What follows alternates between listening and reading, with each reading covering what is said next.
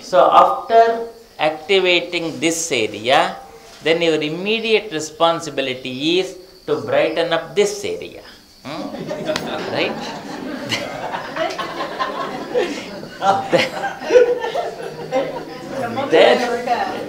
then the brightness will start flowing down, the energy will start moving up. So that is Kapalabhati. Kapala means the skull, Bhati means to shine. What does it mean? What does actually mean? Well, when you start doing Kapalabhati, then lot of blood starts moving towards your brain. Actually, when you do Kapalabhati, when you give a stroke like this, it should not hit here, here. It has to go straight up, and the floor of the skull, it has to go and hit the floor of the skull like this, the air. The prana has to hit the floor of the skull, and from there it has to rebound and get into the nose here, and it touch the tip of the nose and it has to come out.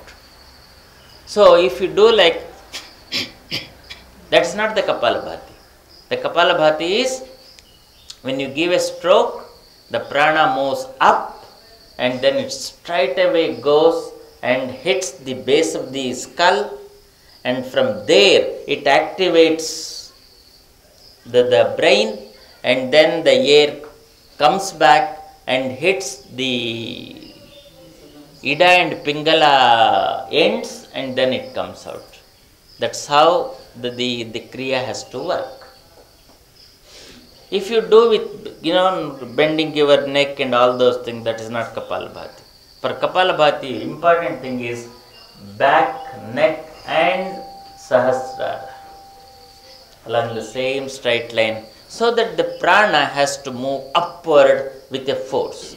So in Kapalabhati, important thing is active exhalation, passive inhalation. You give a stroke, don't do anything. Automatically the prana goes inside because you have created the negative pressure. Again you give a stroke like this. Give a stroke. So your responsibility is what? Giving the stroke. Give the stroke like this. Like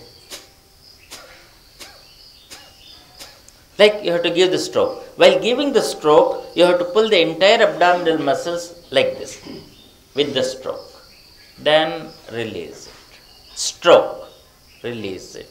Stroke, release it. That's why I suggested per minute you start with 60. In 1 minute, 60 you do it. Then you increase the speed.